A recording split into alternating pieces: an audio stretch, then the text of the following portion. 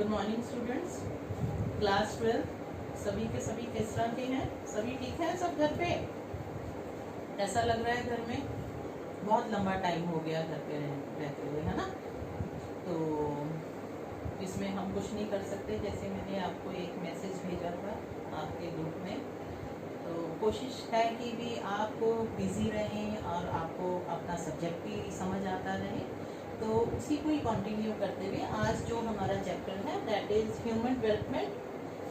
Human development जो है ये आपके दो चैप्टर्स हैं। आपका जो फंडामेंटल वाली बुक है उसमें भी ह्यूमन डेवलपमेंट चैप्टर है वर्ल्ड की किताब में, और जो इंडिया की किताब है उसमें भी आपका ह्यूमन डेवलपमेंट चैप्टर है। तो यहाँ पर ये चैप्टर 4 है फ्रॉम बुक 2।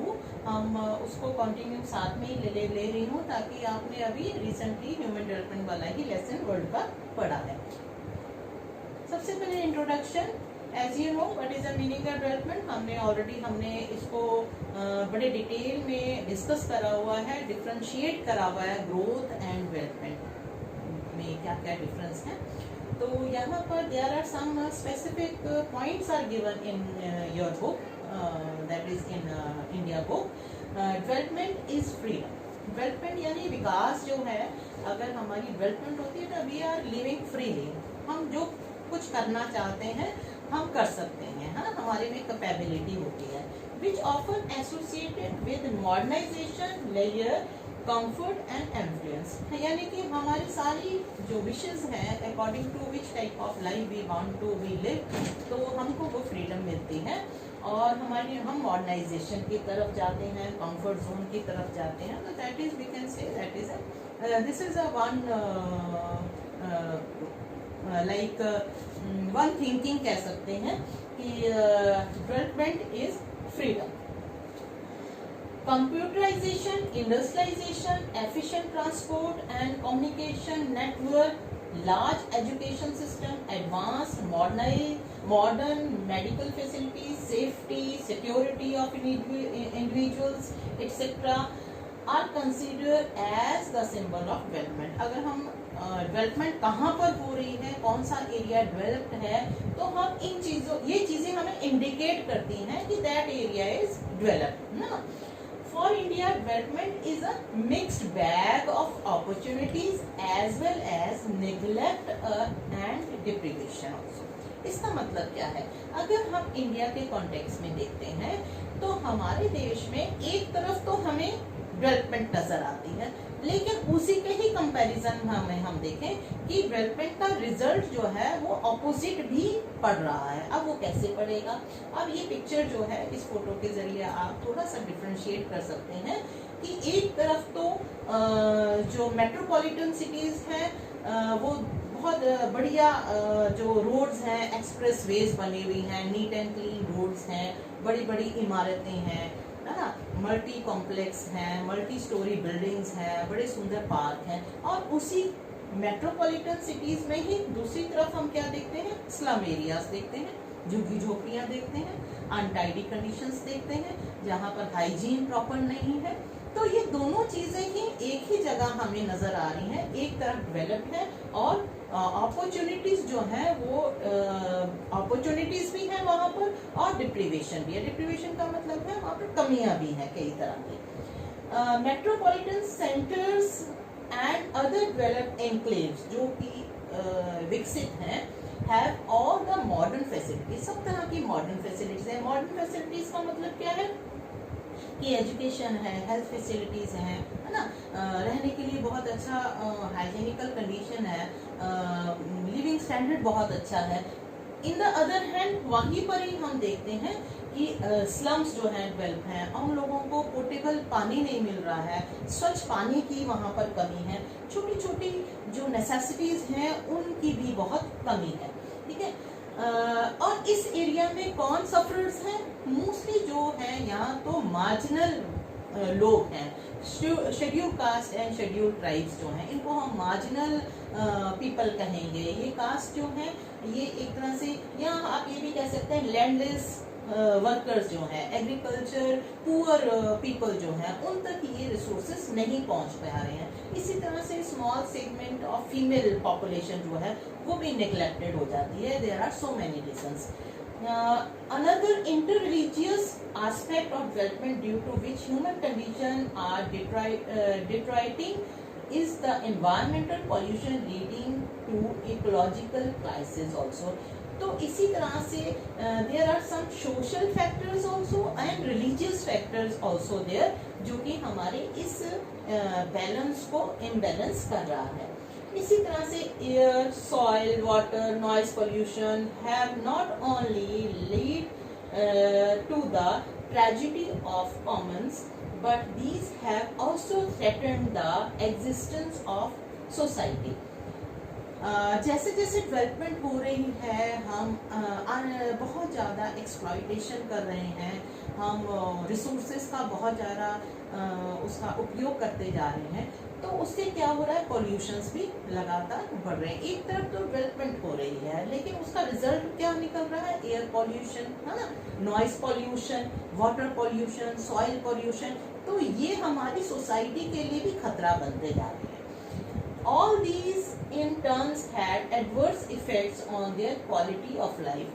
जैसे कि ह्यूमन डेवलपमेंट का जो क्वालिटी ऑफ लाइफ है, सिर्फ हमारी ह्यूमन डेवलपमेंट की, हम हैप्पीनेस की भी बात करेंगे इसमें, तो उसमें भी हमारा एडवर्स इफेक्ट जो है ये डेवलपमेंट का पड़ रहा है।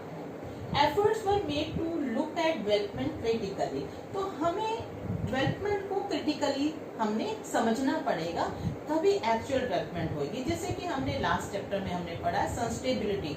सस्टेबिलिटी का मतलब क्या है कि we have to use the resources and we have to keep the resources for the future generation also, है ना। तो this is the main meaning.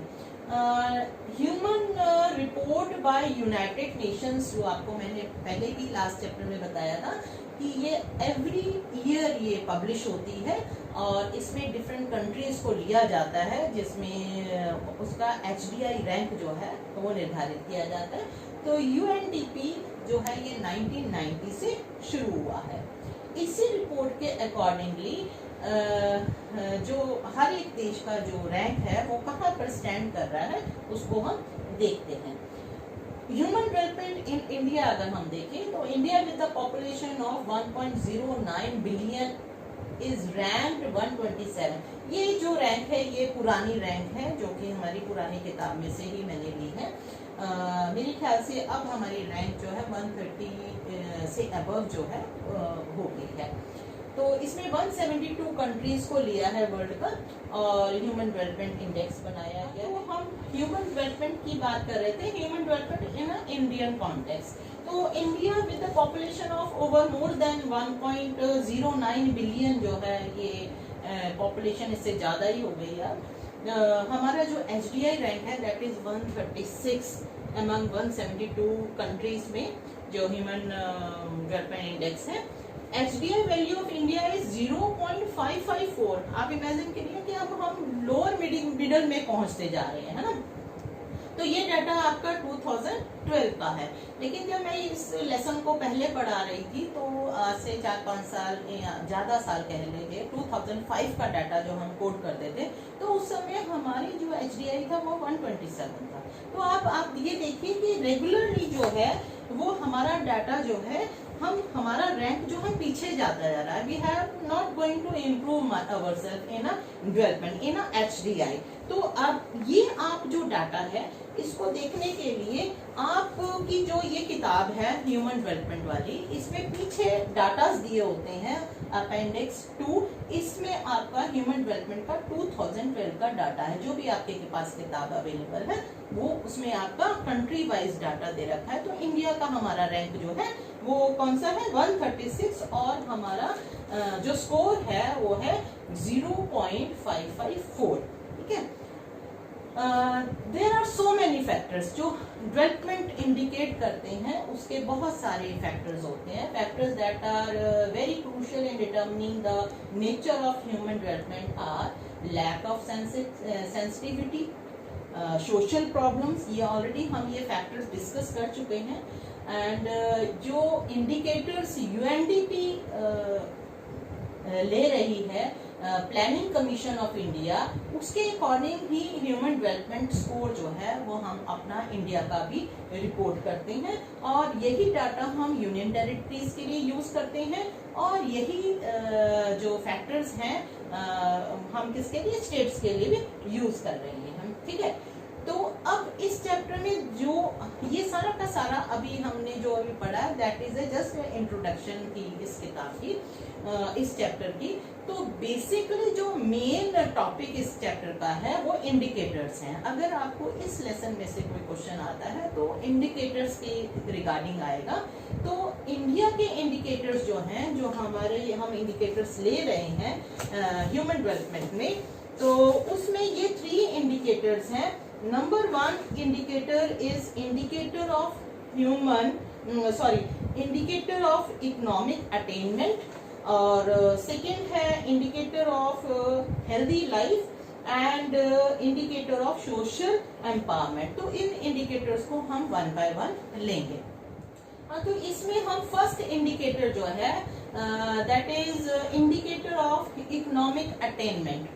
Rich resources base and access to these resources by all, particularly the poor, downtrodden, and the marginalized in the key to productivity, well-being and human development। ये तो आपको मालूम ही है कि पिछले समय में जो डेवलपमेंट है उसका मेन इंडिकेटर जो था वो economic development, standard of life, पर कैपिटा इनकम, इसको लिया जाता था। तो इस कॉन्टेक्स्ट में अगर हम देखें तो हम ग्रॉस नेशनल प्रोडक्ट GNP को हम पर कैपिटा इनकम को हम लेते हैं इन आवर कंट्री।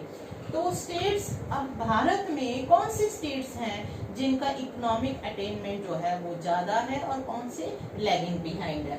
तो these are the states Maharashtra, Punjab, Haryana, Gujarat and Delhi.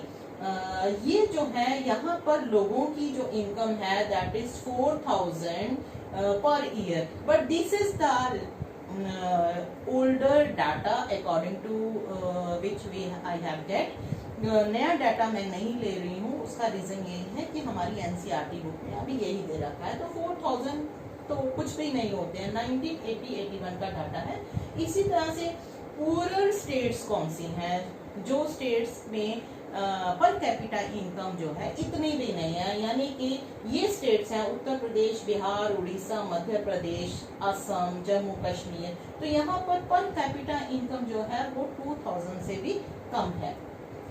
States like Punjab, Haryana, Kerala, Maharashtra, Gujarat, पर कैपिटा इनकम पर मंथ जो है वो है 690 rupees, whereas the states like Uttar Pradesh, Bihar, Orissa, Madhya Pradesh they have 5। हम लोग इकोनॉमिक अटेनमेंट देखते हैं, इंडिकेटर जो फर्स्ट इंडिकेटर है इकोनॉमिक इंडिकेटर, जिसमें हम स्टेट्स की बात कर रहे थे। स्टेट्स लाइक पंजाब, हरियाणा, केरला, महाराष्ट्र, गुजरात, इनका per capita income 690, whereas states like Uttar Pradesh, Bihar, Odisha, Madhya Pradesh, there is about approximately 520 per capita income per month.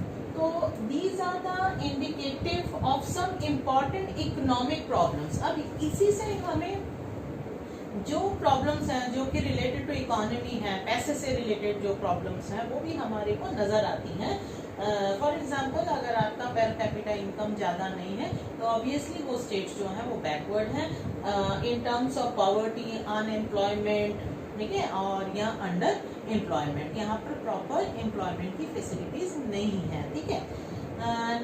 States of Madhya Pradesh, Sikkim, Assam, Tripura, Arunachal Pradesh, Meghalaya, Nagaland, यहाँ पर भी हम देखें तो पॉवर्टी लाइन का मतलब अगर हम देखते हैं तो यहाँ पर हम पॉवर्टी लाइन की बात करेंगे, यानी कि बेसिक नेसेसिटीज जो है वो भी लोगों के पास पूरी नहीं है। एजुकेशन की या हेल्थ फैसिलिटीज की तो बात हम दूर करेंगे कि उनके पास बेसिक नेसेसिटीज लाइक कि वो फूड ही प्रॉपर नहीं अपने लिए जनरेट कर पा रहे हैं, है ना, अपने रहने के लिए जगह नहीं है उनके पास, हाइजीनिकल कंडीशंस नहीं है। तो इस तरह के लोग लगभग 90% पीपल जो है इन स्टेट्स के क्या है पॉवर्टी लाइन से नीचे हैं, ठीक है। Poverty is a state of deprivation, यानी कि जहां पर भी जिस स्टेट में भी अगर पॉवर्टी बहुत ज्यादा है तो ऑब्वियसली वो स्टेट जो है उसका HDI रैंक जो है अपने आप ही नीचे आएगा। Poverty reflects the inability of individual to satisfy certain basic needs for sustain healthy and reasonable productive living। अब आप देखिए कि अगर आपके पास किसी चीज की कमी है जो कि आपको बहुत ज्यादा जरूरी है, अगर वो चीज पूरी नहीं होती है तो आप ग्रो नहीं कर पाते हैं, है ना। तो इसी तरह से जिन भी स्टेट्स की poverty line population maximum population जो है वो पॉवर्टी लाइन से नीचे है, तो ऑब्वियसली वो स्टेट जो है इतना अच्छा परफॉर्म नहीं कर पाएंगी। एम्प्लॉयमेंट रेट अगर हम देखें तो हमारे फॉर एजुकेटेड यूथ इज 25% जो है एम्प्लॉयमेंट रेट के अंदर है। Jobless growth and unemployment are some of the important reasons, ये भी पॉवर्टी को शो करते हैं। तो देयर इज सम ग्राफ आप देख सकते हैं। Now next indicator is healthy life. This is also very very important indicator. First indicator आपने इकोनॉमिक लाइफ के बारे में पढ़ा है, economic activity that is directly related with the employment economy of the country and per capita income, ठीक है, income से related है। Now come to the next indicator, this is the healthy life. This is also very very important indicator. इसमें life free from illness, यानी कि healthy life हम क्या कहेंगे कि पीपल लोगों की जो हेल्थ कंडीशंस हैं they should be very good. Health conditions कैसे पूरी होंगी? जब उनकी हाइजीनिकल कंडीशंस अच्छी होंगी, वहाँ पर सैनिटेशन प्रॉपर होगा, वहाँ पर डिजीजेस जो है वहाँ पर अटैक नहीं कर रही है, और एसेसिबिलिटी होगी कहाँ पर? हेल्थ सेक्टर में, ठीक है। लोग आसानी से, कोई बीमार पड़ रहा है तो आसानी से उसको वो फैसिलिटी मिल रही है ताकि वो बीमार ना पड़े या उसका इलाज हो सके। साथ साथ हम हेल्दी लाइफ में एक और बात कहते हैं that is we can say long life, यानी कि इसको हम कह सकते हैं कि लाइफ स्पैन, जो लाइफ स्पैन है, एक्सपेक्टेशन ऑफ लाइफ स्पैन जो है दैट शुड बी लॉन्गर, ठीक है। एवरेज लाइफ एक्सपेक्टेशन जो है वो लंबी होनी चाहिए, तो उसी से पता लग जाएगा कि उस जगह की हेल्दी लाइफ जो है किस तरह, कंडीशंस किस तरह की है। Availability of pre and post natal health care facilities, जैसे मैंने बताया कि जो मिनिमम बेसिक नेसेसिटी है वो भी मिलनी चाहिए, लोगों तक पहुंचनी चाहिए। उससे क्या होगा? That reduce the infant mortality. Infant mortality का मतलब है जो महिलाएं हैं जो बच्चे को जन्म देने वाली हैं, कम से कम उन तक हेल्दी फैसिलिटीज अगर हम पहुंचती हैं तो हम बहुत सारे ऐसे न्यू बॉर्न बेबीज जो हैं उनको हम बचा सकते हैं, इन्फेंट मोर्टेलिटी रेट को हम कम कर सकते हैं। Is it clear? तो इसके साथ साथ न्यूट्रिशंस जो हैं वो भी वुमेन को अच्छे मिलने चाहिए, उससे भी अपने आप ही हेल्थ कंडीशंस जो है वो प्रॉपर हो जाएगी। तो these facilities are required. This is very important indicator, है ना। तो इसी में ही there is a one graph is given. Graph में यहाँ पर अगर हम ग्राफ देखें health care expenditure per capita, कि हर कंट्री में कितना पैसा जो है वो हेल्थ केयर में हम मतलब कंज्यूम हो रहा है या वो खर्च कर रहे हैं। साउथ अफ्रीका का चार्ट देखिए, ब्राजील का देखिए, and look at the India, Indonesia and China. तो इस तरह से हम देखते हैं कि हमारी कंडीशन जो है माइजरेबल है, हम अभी भी हम हेल्थ कंडीशंस पर ज़्यादा ध्यान नहीं दे पा रहे हैं। इसी तरह से India health indicator like decline in death rate from 25.1% 1951। अगर हम इसको कंपेयर करते हैं 1951 और 1999 में, तो there is a some decline in death rate, यानी कि 1951 में जो डेथ रेट था वो हमारा 25.1 पर थाउजेंड था, जबकि 1999 में इट गोज टू 8.1 पर थाउजेंड। Is it clear? इसी तरह से इन्फेंट मोर्टेलिटी रेट जो है वो भी 148 पर 1000 था और 70 in the during the same period, 70s during the same period. It also succeed increase life expectancy at birth from 37.1 years, यानी कि एट द टाइम ऑफ 1951 हमारी जो लाइफ एक्सपेक्टेंसी थी दैट इज 37 पॉइंट, यानी कि हम 37 साल की उम्र तक जी रहे हैं अगर हम एवरेजली देखें, है ना। वैसे तो एवरेज जो है वो एक्चुअल डाटा शो नहीं करता है, लेकिन इससे पता लगता है कि हमारी जो मोर्टेलिटी रेट है वो बहुत ज़्यादा है। मैक्सिमम पीपल जो हैं वो कम एज में ही मर रहे हैं, या तो वो at the time of birth ही, यानी कि जो बर्थ रेट में डेथ रेट्स जो है वो बहुत ज़्यादा है, या फिर अदर रीज़न में और एज ग्रुप्स में वो उनकी डेथ्स ज़्यादा है, ठीक है। यही जो लाइफ एक्सपेक्टेंसी है वो इंक्रीज हुआ 62.3 years for mails and females का 36.2 से लेकर 65.3, यानी कि आज की डेट में जो है 65.3 ईयर्स है हम फीमेल्स की लाइफ एक्सपेक्टेंसी। और इसी तरह से जो बर्थ रेट है वो भी हमारा डिक्लाइन हुआ है। At the time of 1951 it is 40.8 and in 1999 it goes to 26.1. India has recorded decline female sex ratio also, लेकिन इसके साथ ही ये जो चेंज आया है कि फीमेल सेक्स रेशियो यानी कि फीमेल की बर्थ रेट जो है वो घटा है। Except Kerala, the child sex ratio has declined in all the states and it is most alarming in the developed states of Haryana and Punjab, where is below 800 female children per 1000 male children। अब इसको समझने के लिए आप call back कीजिए अपना population composition वाला chapter, जिसमें हम सेक्स रेशियो की बात करते हैं, favourable conditions of sex ratio and unfavourable conditions of sex ratio.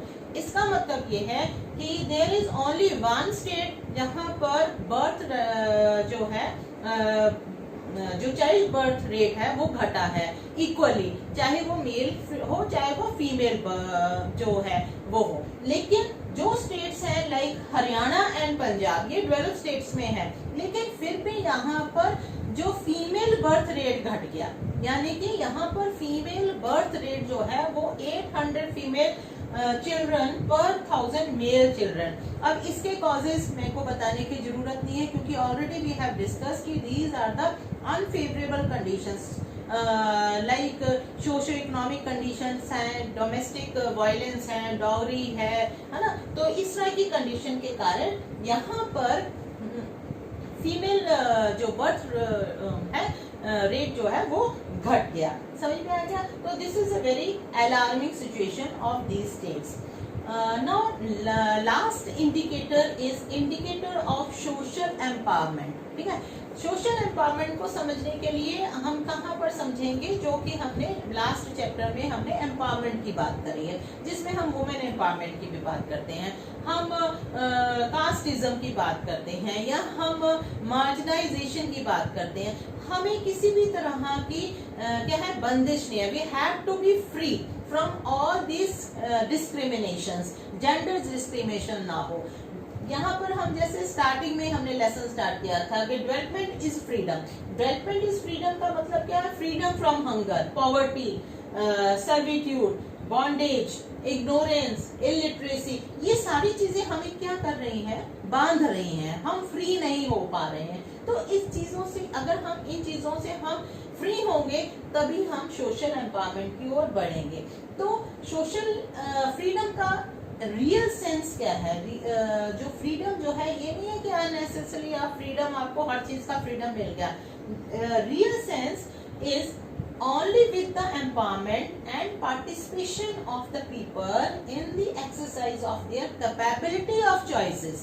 ठीक है, यहाँ पर फ्रीडम की बात हम क्या कर रहे हैं? अगर मैंने डॉक्टर बनना है तो मेरे लिए ये चॉइसेस हैं कि we have a primary school, we have a medical colleges, तो वहां पर रिसोर्सेज तक मैं पहुंच पा रही हूँ। अगर मैंने टीचर बनना है या मेरी चॉइस जो बनने की है वो एक्सेसिबिलिटी मेरे पास है, that is a freedom of choices in society. ऐसा नहीं है कि हमारी सोसाइटी में क्या है कि मैं बनना चाहती हूँ, मैं अपना कैरियर ओरिएंटेड करना चाहती हूँ, लेकिन सोसाइटी में बाउंडेशंस हैं। क्या बाउंडेशन है? पॉवर्टी है, पैसा नहीं है घर में, कैसे बनेंगे, ठीक है, लड़की हो कैसे बाहर जाओगी, तो ये बाउंडेशंस जो हैं वो नहीं है। This is called development is freedom. Freedom का के लिए है to develop our capabilities so that we develop our choices, जो हम बनना चाहते हैं वो बन जाएं।